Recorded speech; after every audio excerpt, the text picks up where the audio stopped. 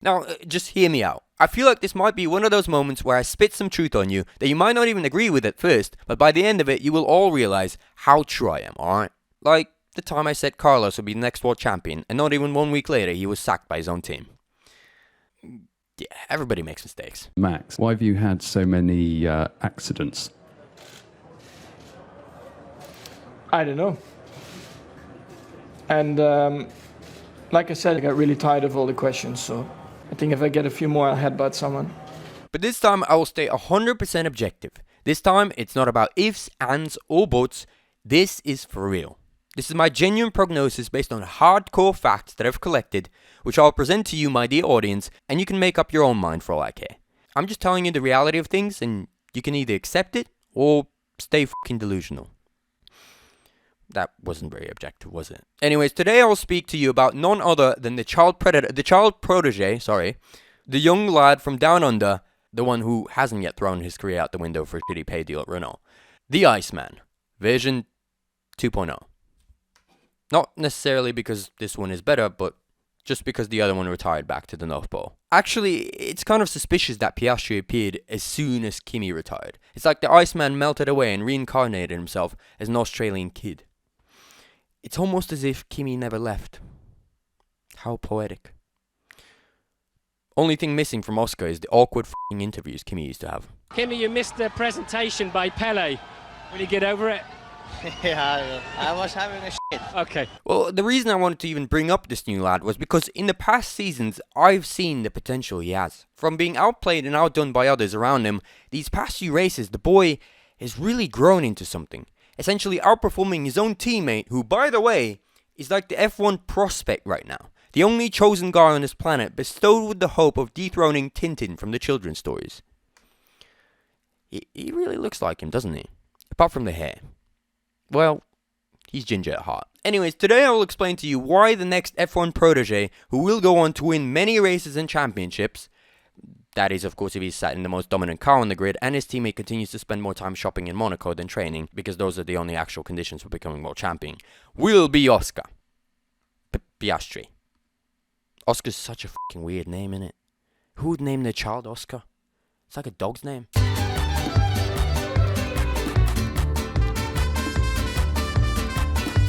Well, firstly, the boy is talented as fuck. Some even say he was this talented from birth, coming out of his mother's womb already in a racing helmet.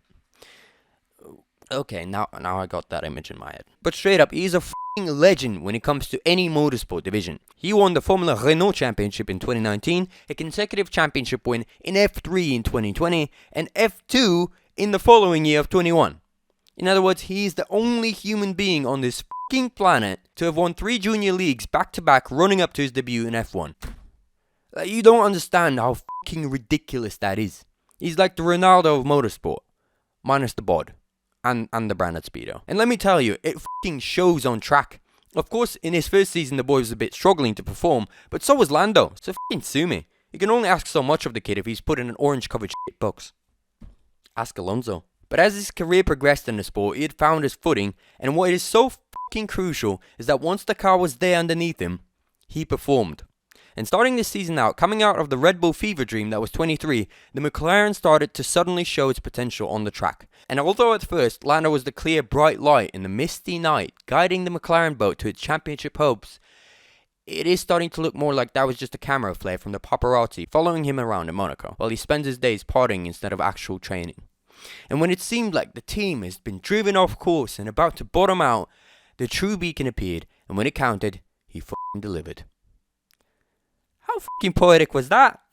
I swear, none of you thought I had it in me. I'm like the new Shakespeare, mate. Call me little Hamlet. But in all seriousness, the boy has been racking up points for the team, even securing his first race win before Lando. It was a sprint, but who gives a fuck? He is like the most consistent driver on the grid.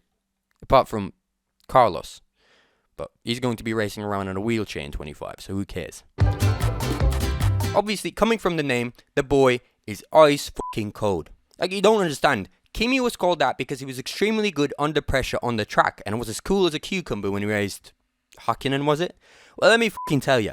Compared to Piastri, Raikkonen was like a pregnant gal screaming into the team radio because the drink didn't have enough pickle juice in it. Like, when you look at Oscar, he tends to smile, But that is just his fucking resting face.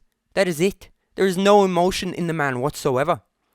I'm starting to think he's the true ginger on the grid. The man for real has no soul. Like, when he got his first Grand Prix win, you couldn't really tell, could you? Hamilton was way more stoked about his fucking podium place, having won 15 million of them over his career. And that was Oscar's first. Maybe a bad example. Hamilton will pretend to be emotional even if you give him a dried out fruitcake, as long as enough cameras are pointing at him. But he'll make sure to thank the producers of that cake, and shed a tear while he's doing it. While Oscar is just another breed, mate. The race where he was running first was pit by the team and came out behind his teammate. 30 laps to go, he was told not to worry, he will get his place back.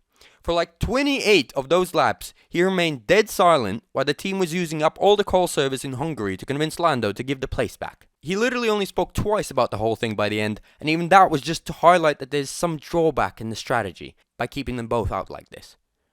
I don't know what happened in his childhood that made him like this, but fucking hell.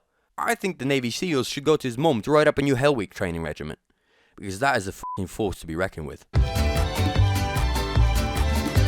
And speaking of that incident, it also shows what a fucking team player the man is.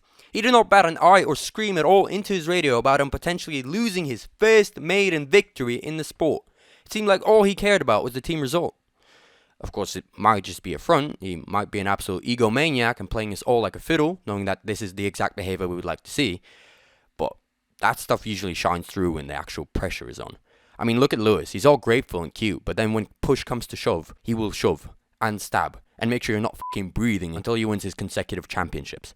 But Oscar's wild, mate, to the point where he might be even too friendly. Like the example of Hungary I already gave, Lando, the sneaky fucker, could have taken that race win from him. Now, potentially, if he had done so, Oscar would not be so cute and cuddly anymore. In fact, I think if you get on the wrong side of the bloke, he will run you off the track in turn 1, still pulling the same resting face smile he had when he won his Grand Prix.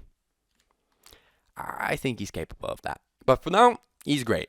He's a great personality as well. The fans love him. And personality goes a long way in the sport. Could even land you a seat, even though you're actually pretty shit at the sport nowadays. You can ask Ricardo about that one.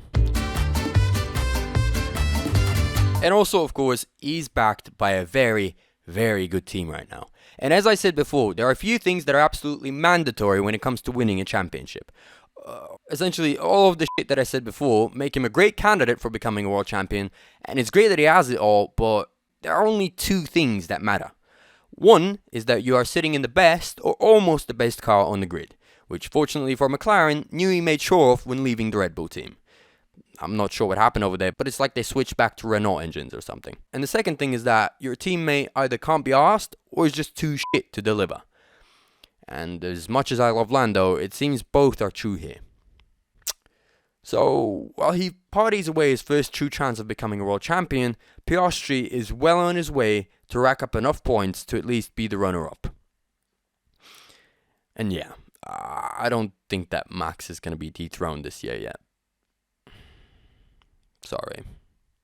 Especially not while Lando continues to be an absolute fucking muff.